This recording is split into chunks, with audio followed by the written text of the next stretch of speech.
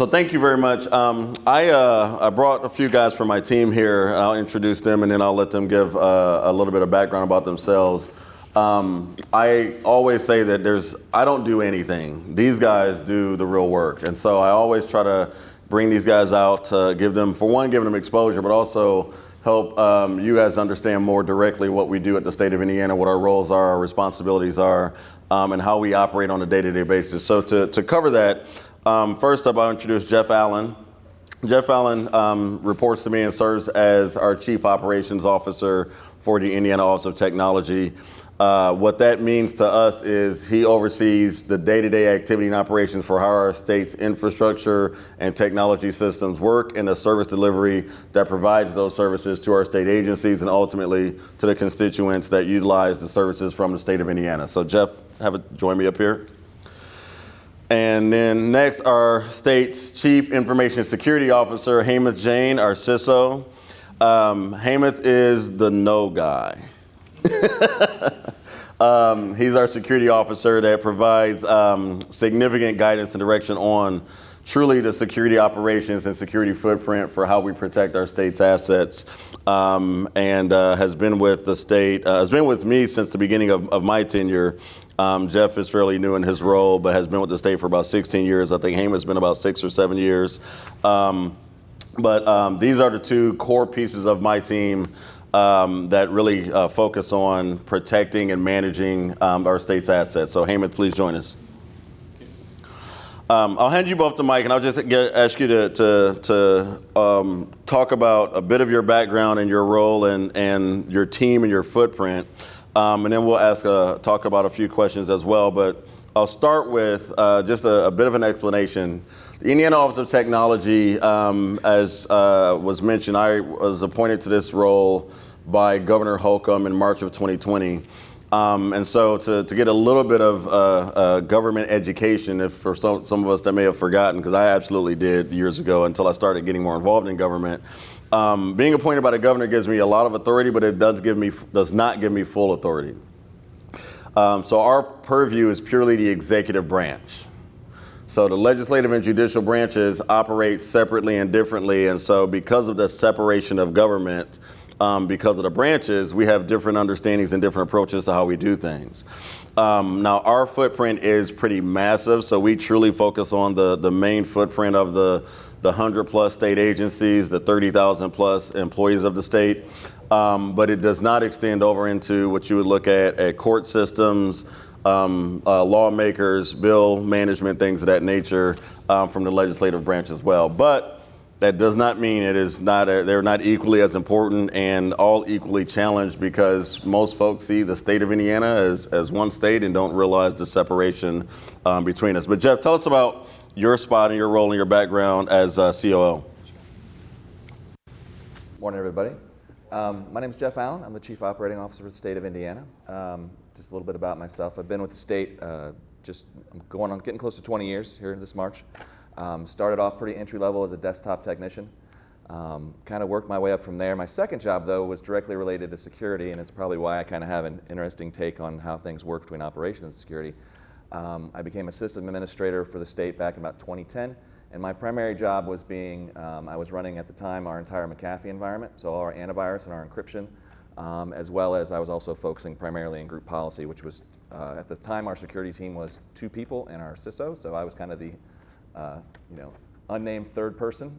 So that was kind of my role there. But from there, I've held a number of different managed positions. I've been manager of our Tier 3 team, which manages all the back-end infrastructure for our desktop teams. I've been our PC refresh manager. I've also, before this role, I served as the deputy COO over end-user services. So I had not only all our desktop environment, but also all our Office 365 and our identity. And then back into December, I think, Tracy appointed me the Chief Operating Officer. And so my job there is I am over not only obviously end user services, I'm over all our server hosting, and I'm also over all our network infrastructure, managing our mobile devices, our mainframe, our data center, anything and everything that goes into keeping the state running on a day-to-day basis. So we have offices in all 92 counties, obviously, and then a huge footprint in downtown Indy. So I keep the lights on there up and running, each and every day. So that's my primary role. Good morning. So Heymonth Jane, there is a slightly different spelling on the agenda, so you feel free to connect with me on LinkedIn or shoot me an email afterwards, but I am the Chief Information Security Officer for the state. As Tracy mentioned, maybe the no guy, but let's change the spelling of that to K-N-O-W instead of N-O. Security's not the enemy, they're your friend, right? Embrace them.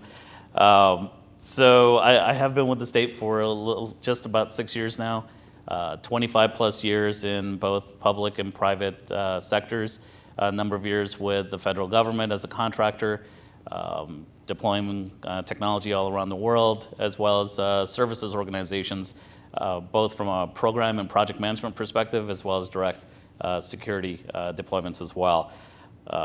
At the state over here, I started off as the Director of Security Operations, which, as we're going to talk a little bit about operations versus security, SecOps, a little bit of a melding of both, right, in terms of go beyond just the policy and the governance aspects, but the actual deployment of some of those controls and execution of those programs and platforms.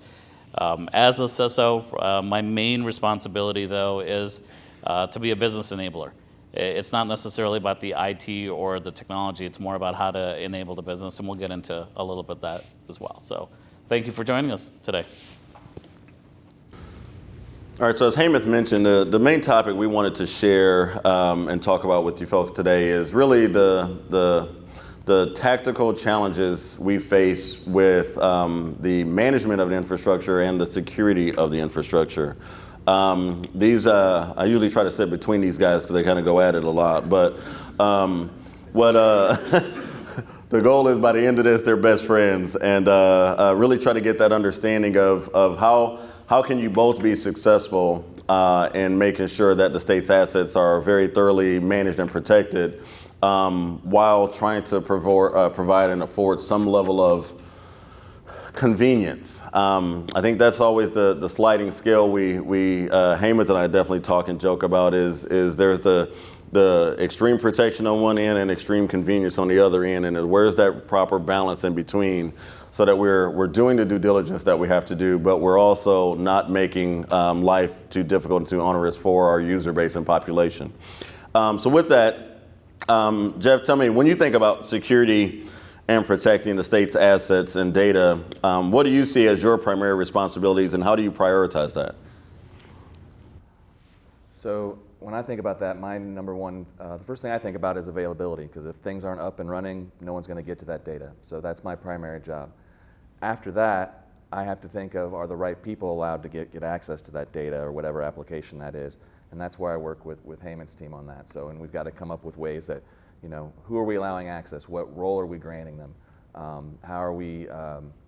What's the process that we're enabling that access? What process they have to be vetted in? So putting all those processes and procedures in place so people can have that access available, but also at the same time, we're following procedures that his team is setting down to grant that access appropriately. So, Heymonth, you. So Jeff mentioned a critical component, right? Availability, right? If you think of the original CIA triad from a confidentiality, integrity, availability perspective, that's what everyone's trying to do around any type of data. So when we look at it from a cybersecurity perspective, it's around all three of those tenets. It's the unauthorized disclosure of that data, right? It's the unauthorized modification of that data, and then finally the ability to actually access it, right? So that's got to be our primary driver in terms of making sure that we can secure whatever we're looking at, as well as continue to enable the actual business itself. I mentioned that before.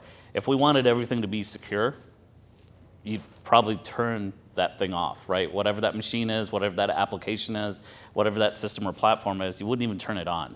That's how you'd make it more secure, but that's not realistic. That's not possible.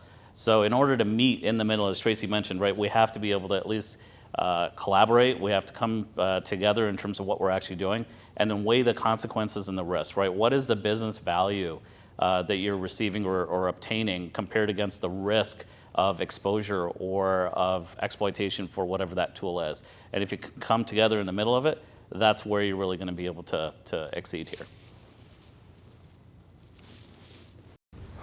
So if you have to choose one one option or priority between, how do I want to phrase this? Between managing patch management, patch availability, patch release, do you focus on expediency with application and implementation of those patches, or do you focus more on methodology and making sure that there's a more methodical approach? I'm gonna start with Hamath on this one.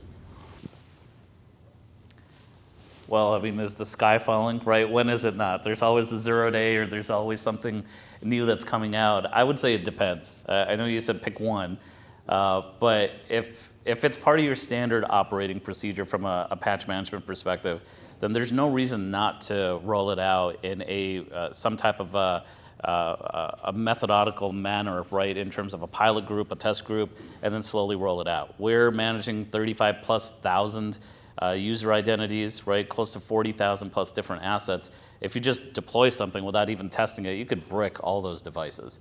And that's not good for me, that's not good for Jeff, it's definitely not good for Tracy, right? That's a newsworthy event. So we'd like to try and make sure that we can test out what we're actually doing, just like any good IT process that you have. Now, on the flip side of that, say there is a active vulnerability that's been being exploited. It's on CISA's KEV list, right? The known exploitable vulnerabilities list. It's something that's specific in time for that particular type of an issue.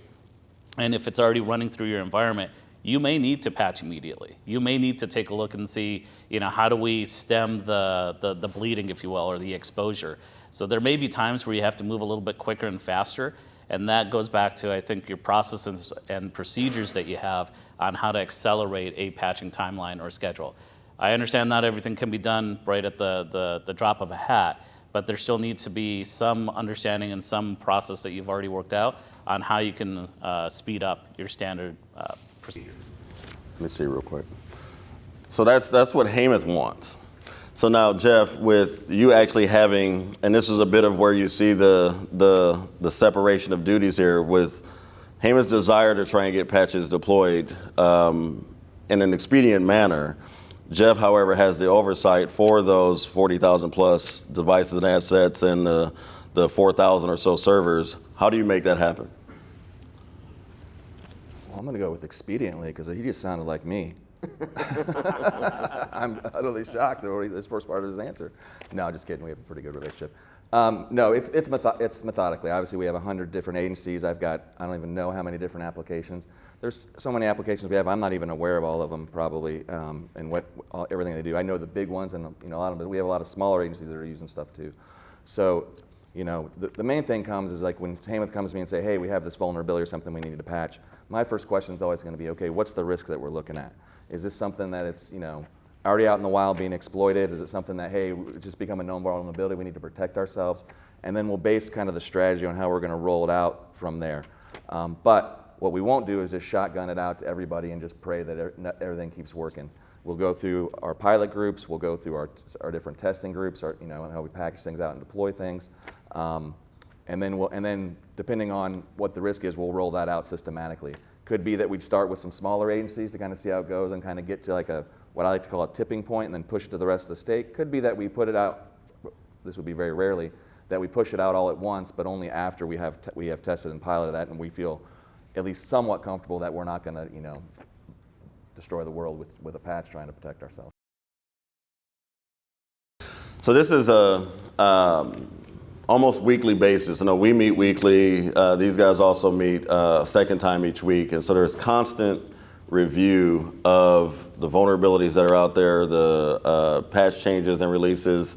We have a monthly patch schedule that we follow for major standard patches and a more regular emergency option as well when things are released that have some level of 0 day or concern.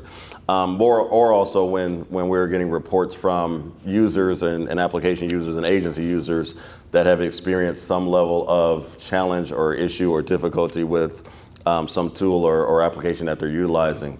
But when you think about the size of the teams here, I'll let you guys talk about how big is your team? How do you manage the separation of duties with your footprint? And then also, how does that then connect and collaborate with your counterpart on the other side? So I have a team of about 300 people. We're running we manage about, I think, close to probably 40,000 desktop endpoints. I've got about 13,000 mobile device managements. We got about 3,500 servers. I've got 3,500 network switches, I believe, spread throughout our environment. So we got a pretty big footprint there. Kind of one of the things, and I've been with the state a long time, one of the things that's always been a big complaint, one of the things that I'm fighting against right now, even internally in our team, is the silo thing. It's like, that's not a network problem, that's a desktop problem. Or that's not a desktop problem, that's a server problem. My attitude is it's an operations problem. So I don't care. I don't, if it's something affecting desktop, if I need network to come in, then they're coming in and they're going to help us out with it. So that's what I'm trying to change, some of the culture within our branch. And we're getting much better. We're much better than when we were. You know, I have a lot more history with the agency, so I remember when we first founded and stuff like that. So coming from where we're at to where we're now, we've made great strides in that. So then how it kind of applies to, you know, working with Heyman's team, it really, for me, and Heyman and I have been kind of trapped on the road together for the last like 2 weeks, so we've had a lot of time to talk on things, and we've kind of gone back and forth. But for me, it starts with communication, and we've talked a lot about, you know, me understanding what his goals are, and then him understanding what my goals are for the next year. We had I'll give an example. We were looking at a browser product at our last place, and we were kind of talking about what that would mean and how we would deploy that, and what that would affect for operations, but also the benefit that would give security. So trying to understand, like, you know, hey, and then I said, well, if it's a priority the next year, let's sit down and we're also one of the few state agents that has to do chargeback. So any product that we self-fund ourselves. So anything that I put out there, I have to bill back with a rate. So then it becomes, how do I charge back for some of that product? How do we pay for it and also enable security at the same time? And that all starts with communication and us being on the same page. And that goes for my managers and my deputies as well. They need to be having open lines of communication with security. Hey, you know, you guys are asking us to do this, but this is going to cause this operational difficulty here. This is going to break this application. We need to think about this differently. Also, you know, you can't just quarantine an asset in the middle of the night and send an email and think that we're going to be aware of it, you know, and cause an outage for us. I'm jabbing them a little bit there. But you know, so it really just starts with us being on the same page, but then promoting that down so our deputies, our managers, our staff are having open lines of communication so we can all work forward together. So We would never quarantine a server in the middle of the night, right, Jeff? We've done that a couple of times. You know, so I don't have the years of experience that Jeff has within the agency over here, but coming from the private sector where things are a little bit more siloed and you stay in your own lane, and this is where you focus and you throw things over the wall, you know, to the other team. I can see how the battle has continued to evolve, right, between IT and security or operations and security. And I think Jeff brings up a very important point about communication, right? Most people, they don't listen with the intent to understand, right? They listen with the intent to actually reply, right? And either go point to point with someone, right, without actually understanding what are they actually trying to do? What are their goals? What are their metrics? Why are they asking me of this? And that's one thing that I've tried to emphasize with my team. My team's a team close to 50 now, with operations and the governance, risk and compliance side, resiliency, business continuity, our SOC, threat intelligence, and our own platform administration for our security tools. And it goes back to enablement, right? We have to continue to keep the business moving and moving forward in terms of the mission for what IoT does, as well as for the rest of our agencies, right? Whatever their mission is to execute upon, we need to find a way to be able to make that happen. And that means we need to work with Jeff's team hand in hand from an operational perspective to make sure that we don't shut anything down, that we don't just automatically come to the table with a NO, right? We come to the table with, well, this is how you can do this, right? A little bit more securely, with a little bit less risk involved, and how do we actually meet in the middle? So I was actually going to bring that up, so I'm glad Jeff brought it up first. So let's dig into that a little bit. So we did have a situation, it was probably about a year and a half ago, where, and I'll let Heyman maybe explain without getting into a lot of details what happened. We ended up having a concern, and a server was quarantined in the middle of the night. Apparently it was an important server, one of our domain controllers. And so as Jeff's team woke up the next morning, we had a very busy day ahead of us. So I'll let Heyman kind of explain a little bit more of the scenario and then how these guys kind of work through getting us back into an operational state. So there is a concept of dwell time, right? When you actually have an incident occurring or an actual, let me back that up. When you have events occurring that may or may not be an incident as of yet, right? There's a clock that gets started in terms of how quickly we're able to isolate the event, how quickly are we able to make sure that there's no lateral movement from an actual active exposure. And there's thresholds that need to be established in terms of, okay, if we see these number of events within this amount of time, then we're going to do X. If we see this, we're going to do Y.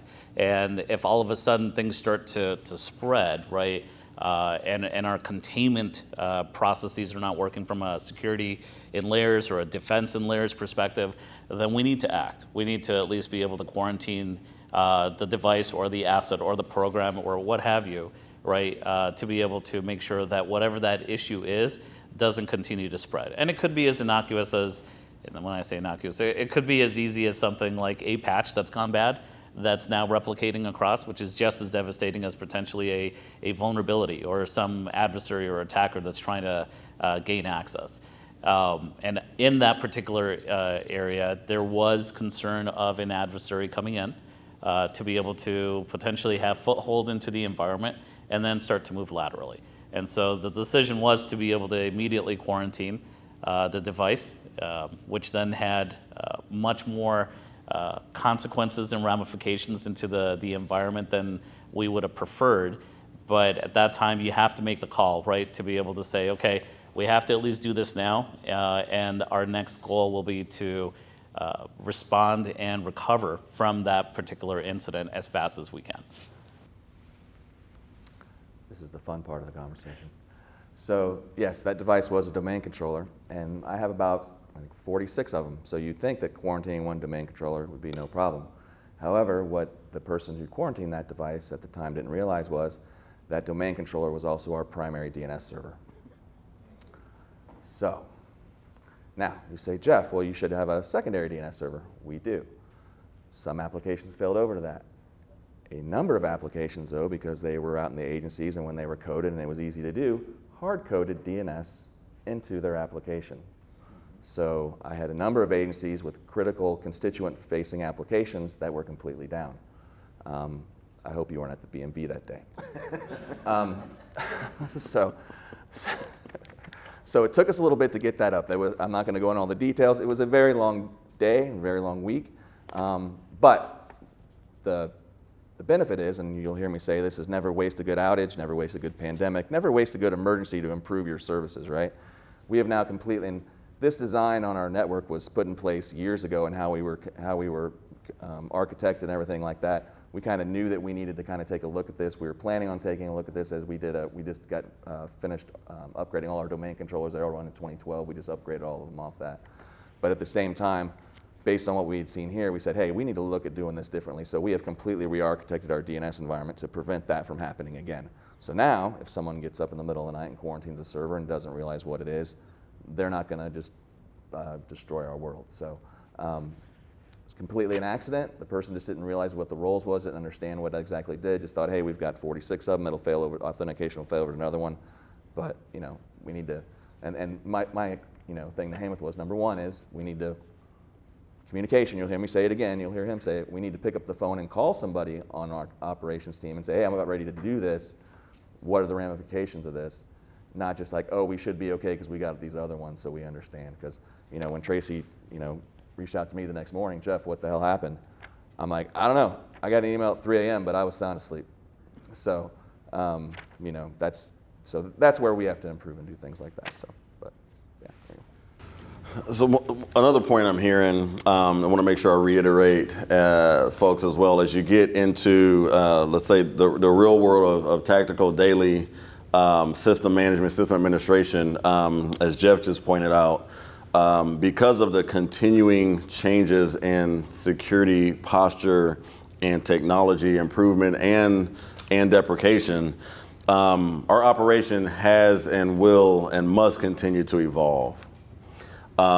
We spend as much time together as we can, not just talking about what problems we have, but also what problems we may have created with decisions from a few years ago based on what technology was available at that time. We have to also add in and incorporate a level of understanding of, is there a legislative mandate that we put something in place for to help an agency achieve and accomplish because of some level of regulation, either at the state or federal level?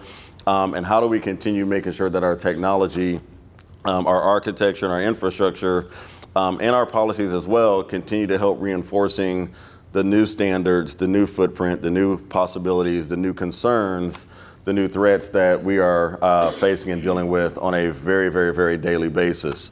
And so it's we've been continuing to, we talk about the team sizes. Our entire footprint of our agency is about 500 total people. Jeff definitely has the bulk of that footprint with his daily operational staff. Hamath has a small footprint as well, a growing footprint. We have another division that's our enterprise architecture and our cloud team, our CTO team, and then we have a back office team as well. But these are the folks that are truly always looking at what's on the horizon, what are we seeing and facing. When we're watching, people laugh because we have the news on a lot. I have the news on a lot as to what's going on across the globe, and it ain't that I'm politically motivated. It's that I realize that what happens internationally has a direct impact on our state operations. As Jeff just said as well, never waste a good crisis, even a good war. The Russia-Ukraine dilemma that hit back in 2021, it started, really opened up the eyes of a lot of states in realizing that while war is often off of our soil in other places, the new world of cyber war comes straight to us and makes us an actual very direct and intentional target. And the state of Indiana is no different, and people think, well, you're in the Midwest, you're in the middle of nowhere, there's nothing major there, why would anybody want to attack Indiana? Indiana is just as important as Washington, D.C., as the state of California, state of Texas. And in some areas and capacities, more important when you look at some of the assets that we have around here. And when you also look at a bit of the political side, some of the individuals that have represented the state of Indiana that have more national and global names and recognition as well. So we have to continue looking at our operations on a regular basis, and that involves moving teams. I pick on these guys because Jeff used to have a team that was called Operational Security, and Hamath had a team called Security Operations, and I kept asking who does what. But we're always looking to see where does the right role and the right activity and the right responsibility belong, and which team should we get into a better position, and how do we help keep evolving and making sure that we're delivering the right operational support today that is warranted and justified and needed. We have a couple more quick questions. So if we look at ways to make things better, what's the number one thing that you would say, Jeff, that would make your team a bit stronger and a bit better? And then if you had a ability to make a big change or a big recommendation to Hamath's team, what would that be as well? So two quick answers. One on what would you do not quick, doesn't have to be quick, but one, what would you do to make your team stronger and better that would improve our overall operation? And then what recommendation would you look for Hamath and his team? And then Hamath, the same for you. So I think it's, one of the things that I'm trying to do, and I kind of said this when I took over my role, and I said it directly to our Chief Technology Officer not here today, Dave Fox, but it applies to Hamath as well, is if we're not on the same page, things aren't going to work. So for me, in my role, one of my primary goals is, and I don't necessarily think this was represented in my predecessor or anything we've done at the agency before, is I've got to really understand what my Chief Technology Officer goals are. I really got to understand what his goals are. What are they trying to do? Because I'm going to be the person who has to actually support it, build it, support it, keep it up and running. So I'm going to need to know that. An example of that, Tracy mentioned our operational security team, and I kind of just took over this team and kind of learning about what they do. I knew the technologies and what they were managing, but one of the questions I asked Hamath, and we've talked about, is like, what do you guys want us to do? There's not been an open line of communication. We're just running the technology, but we need to understand what their goals and the technology and what we're doing that. So we're setting up a series of discussions and meetings. I think we have one of our first ones in the next week or so to kind of sit down and plan out, like, what's our strategy with this product? What is our goal with this product? It keeps coming back to communication, us being on the same page. He is not my adversary. Security is not the adversary of operations, and operations is not the adversary of security. You have to work together to find that balance and go in between. So I don't know if I exactly answered both those questions, but that's kind of the way I see it. And then I have to foster that communication with my teams. I do encounter, over time, I've got people that are still holding on to bad blood from decisions that are made 10, 12 years ago.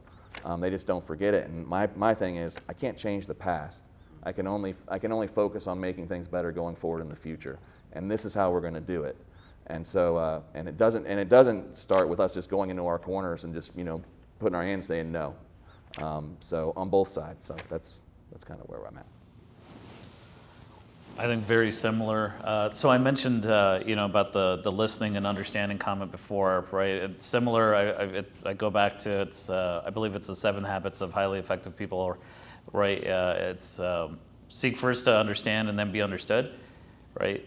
So similar in what Jeff mentioned on understanding where their goals are, understanding why someone's doing something before you try and do something that will either directly contradict it or will try and fix it, right? Understand, maybe it is decisions from a number of years ago where we've always done it this way, right? That this is how we do things, and this is how things were architected, and this is how things are going to occur, where it may not be exactly what we understand them to be. Similar in that domain controller example, well, there's redundancy, right? Redundancy implies certain things.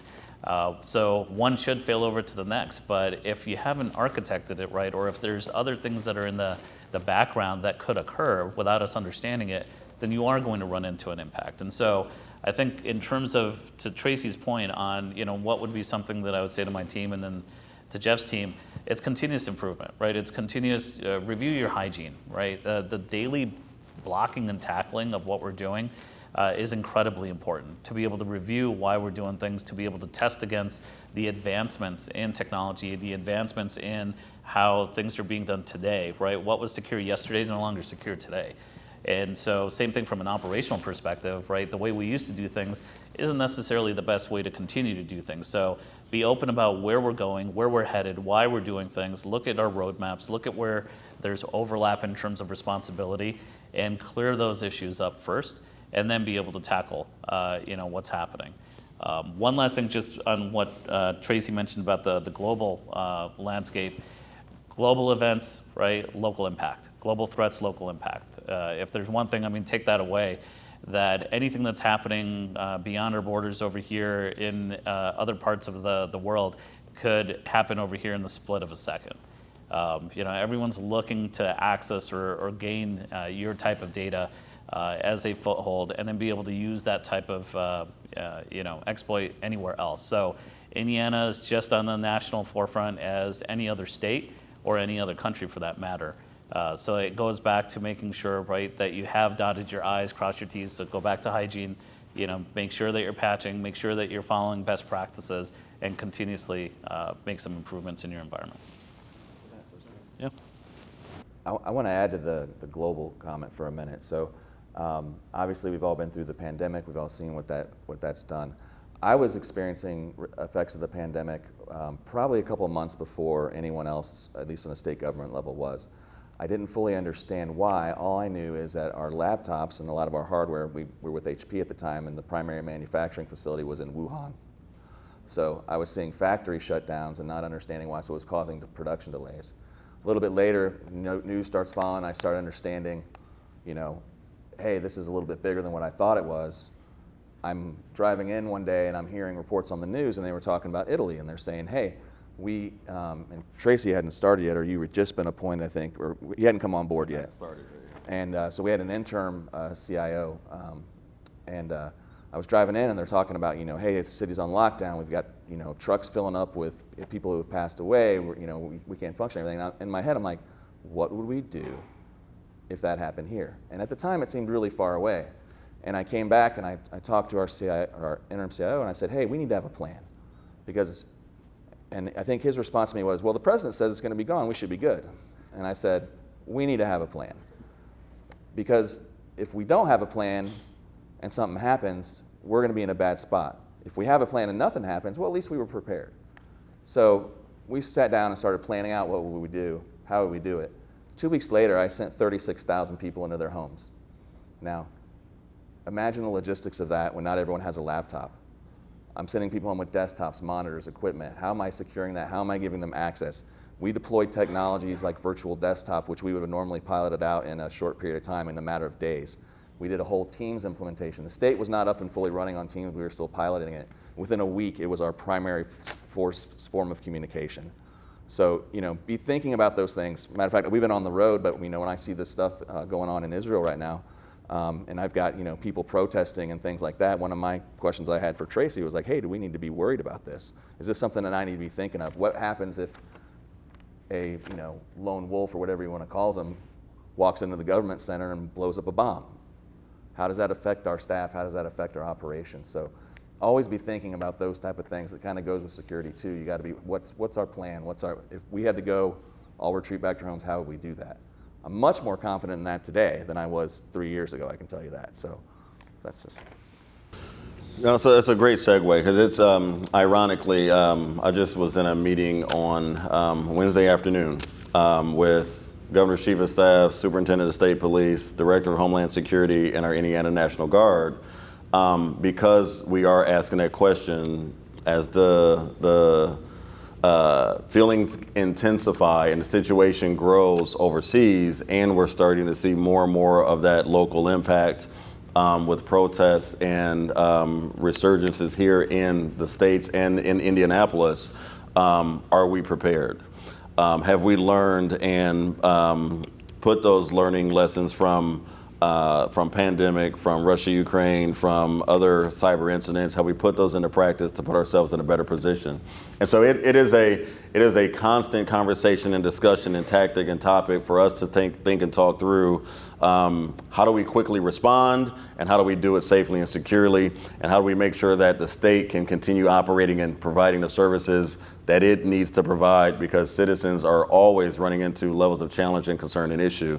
And that is something that, whether it's a tornado that hits and Jeff and his team are sending 20 laptops down to Johnson County so that they can try and figure out how to get folks signed up to get emergency relief or emergency housing, there's still that question and conversation of how do we make sure that those devices don't disappear and that they don't have protected data, and that they're able to communicate and operate securely, and make sure that Heymuth and goals are still being met.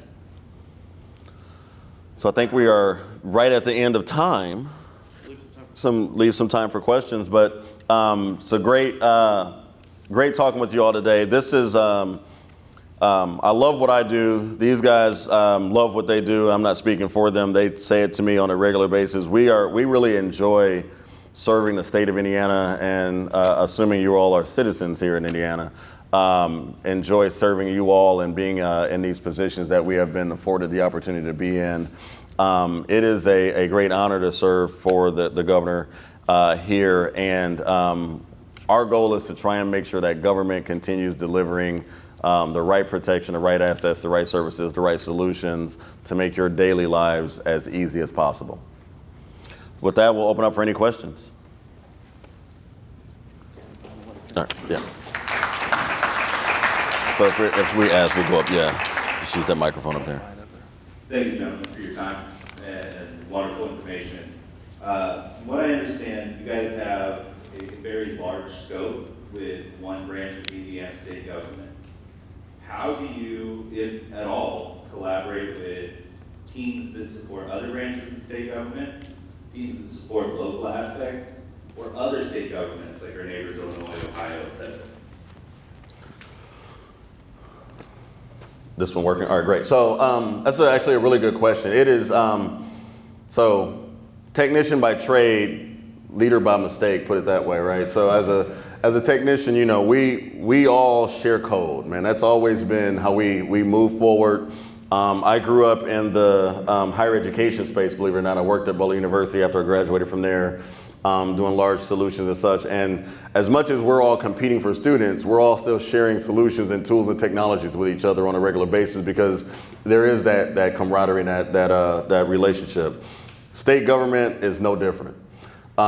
We were just in Minnesota last week with all of our counterparts from all 54 jurisdictions. I think maybe 1 or 2 jurisdictions were not able to be there. We talk about the states as well as the territories that belong to the United States. We are all talking with each other on a constant basis.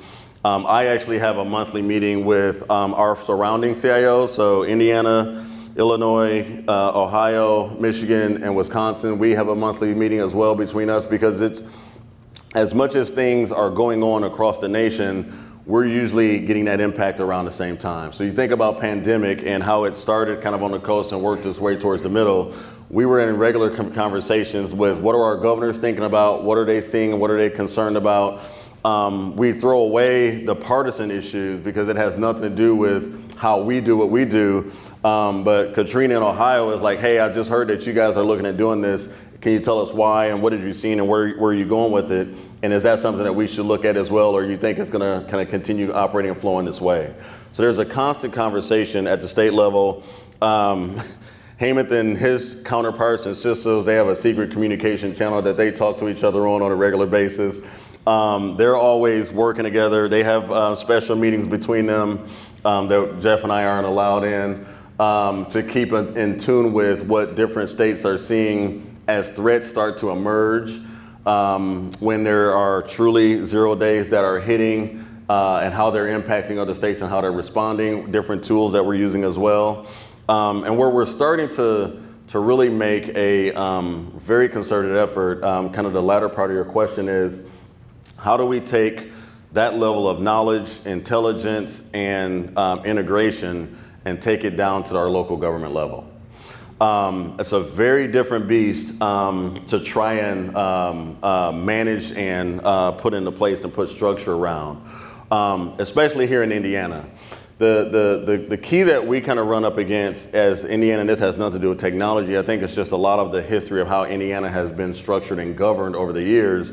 There's this title or this concept called home rule, where our local governments have a lot more authority in the decision to make things that benefit their community that may or may not be set or expected from a state level. So, for example, a community can say, you know what, we're big in agriculture.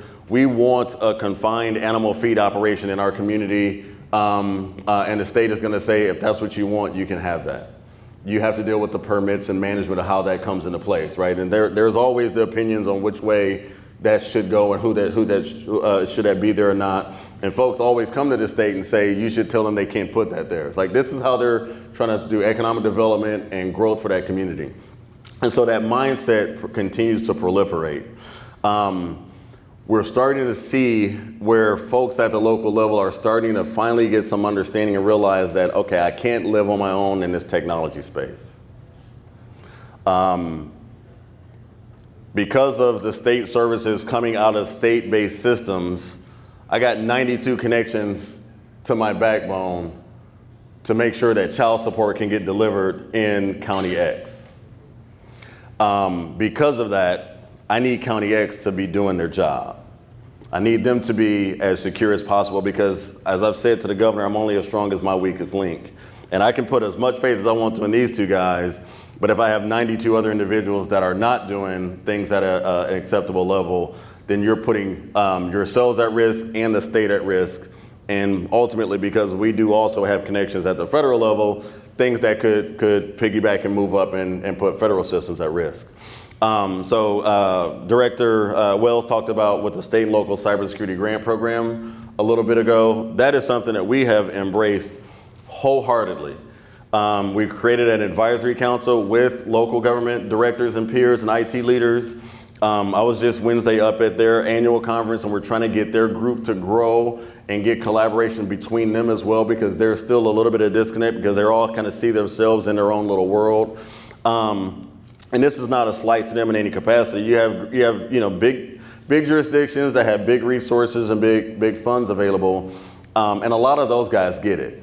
The real fears are the folks that much more rural, much smaller, lower access to resources, lower access to funding.